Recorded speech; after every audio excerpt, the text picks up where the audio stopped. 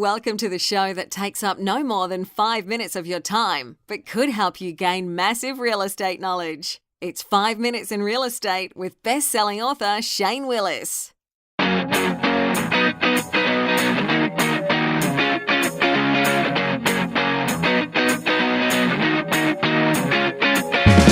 Hello, it's Shane Willis, Pensacola real estate expert, bringing you today's episode. Well, happy Friday.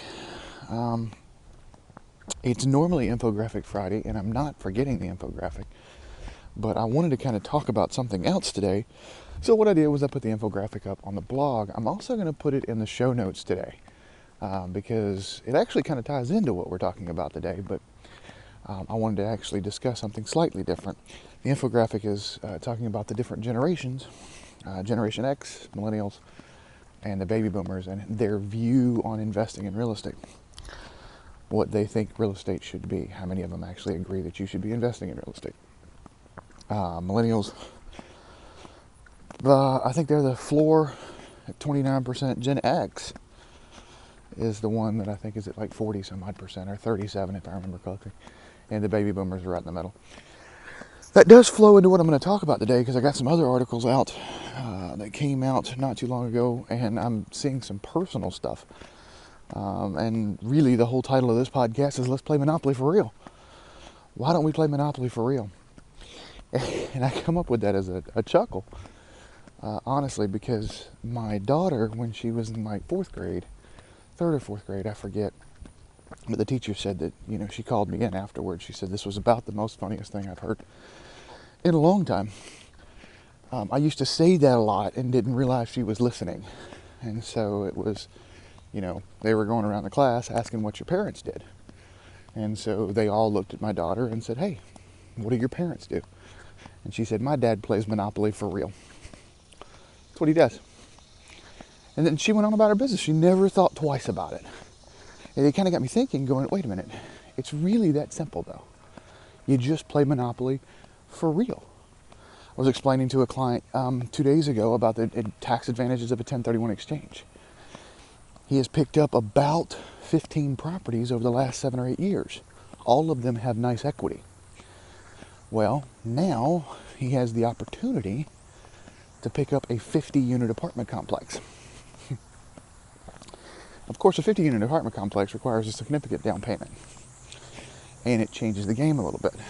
But he can actually 1031 exchange all of those rentals, and he doesn't even have to do all of them. He can still keep some single-family residents, but I think we come up with 12 he's going to have to liquidate right now. You don't get to touch the cash in a 1031 exchange. Instead, it rolls into a escrow account that is now used for the down payment to buy the 50-unit apartment complex. What does that sound like to you? We're trading in 4 little green houses for 1 red hotel. There's a great book out there. I forget the author's name, but it says everything I learned in business I learned from playing Monopoly. I loved that game as a kid. And when they came out with a computer version, even as I was an older teenager, I would sit there and play against, 7 and 8 computer players. Just learning. I love that game. I love the strategies behind that game. That's a really good book talking about you may not really want Boardwalk and Park Place. Those may not be your best plays in the game. But what some workers getting ready to get started for the day on Friday. It's payday. For most people anyways. What I also wanted to bring up in the podcast was rents are continuing to rise. So as we see everybody's looking at real estate, the guy that I'm looking at that's going to liquidate the 12 little green houses and buy 1 big red hotel, he actually had to look at his cash flow from his 12 rentals, make sure the new debt that he was taking on for the bigger apartment complex would increase his cash flow. Because I have seen stuff, even though there's more units, there's more debt involved, taxes, insurance, all the other stuff is higher. Plus, you start getting a 50-unit apartment complex, you're starting to look at salary. Somebody's going to manage the place. So there's a whole different aspect. You got to look and make sure that you're increasing the cash flow.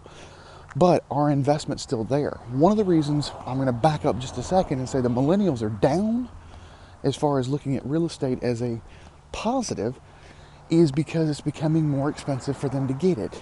And a lot of them, remember, millennials are 18 to 37. A lot of them are saddled with student loan debt. A ton of them are. They're saddled with student loan debt, so it's tougher and tougher to get. But the article that I'm going to put in the show notes is talking about rents continuing to rise. They're not slowing down. I have a property that I put on the market yesterday at like 3 o'clock in the afternoon. It's $1,000 a month. This property was rented for $800 a month for 4 years. I just never went on the rent. But the tenant did move out. She bought a home. Good for her. I was so happy for her. And I went from 800 to 1,000. I put it on at 3 o'clock in the afternoon. By 9 o'clock yesterday evening, I had 16 applications. Now I went up, what is that?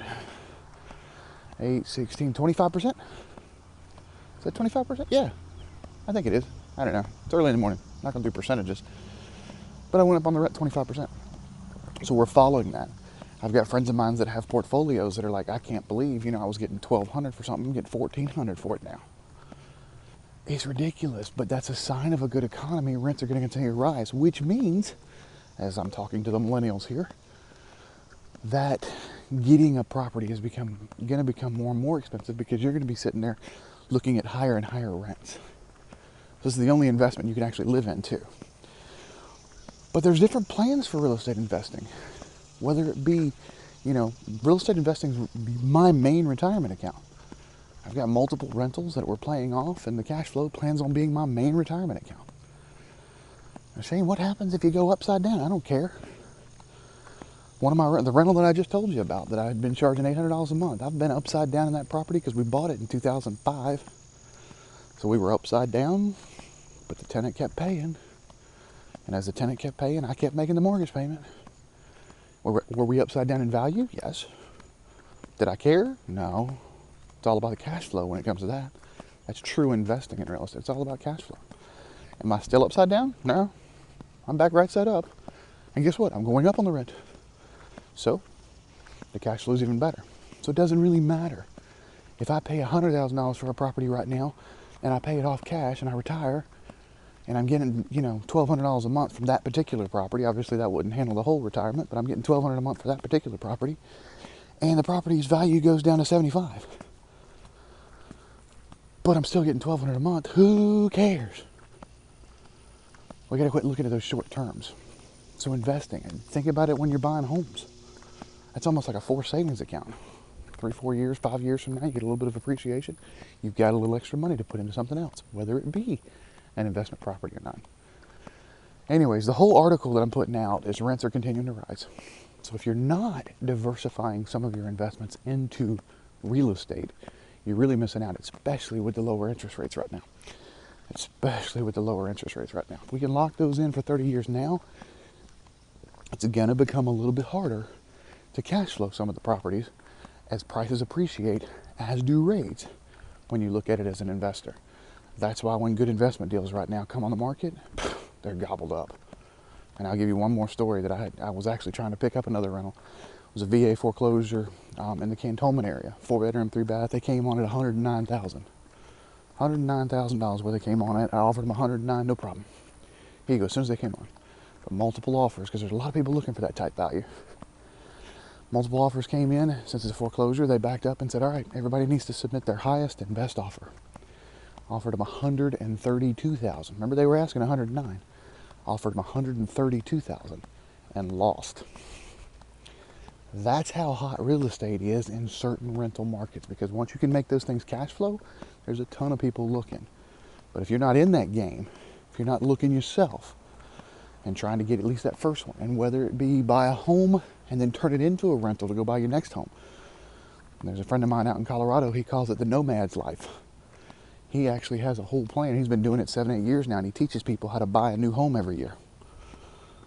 And then you turn your current home into a rental.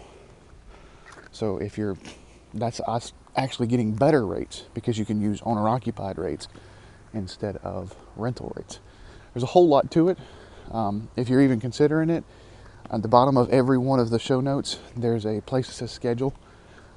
Click buyers, tell me that you're scheduling just for an initial consultation in investing, and we will do a quick 20-minute phone call. I'll answer any questions you have. All right, that's all I got for you today. As always, if you're not subscribed to get the tips, tricks, graphs, infographics, get over to 5minutesinrealestate.com. It's 5minutesinrealestate.com. Also, if you haven't subscribed on your player of choice, Google Play, iTunes, Spotify, iHeartRadio, all of it, YouTube, get over there, give me a subscribe, hit like, give me a thumbs up, give me a heart, what have you. And finally, I always end the podcast same way. I don't ask for any money for these things, although it does cost me money to do them. Instead, I ask that if I brought you any value, this or any other episode, that you share it on social media. Have a great weekend.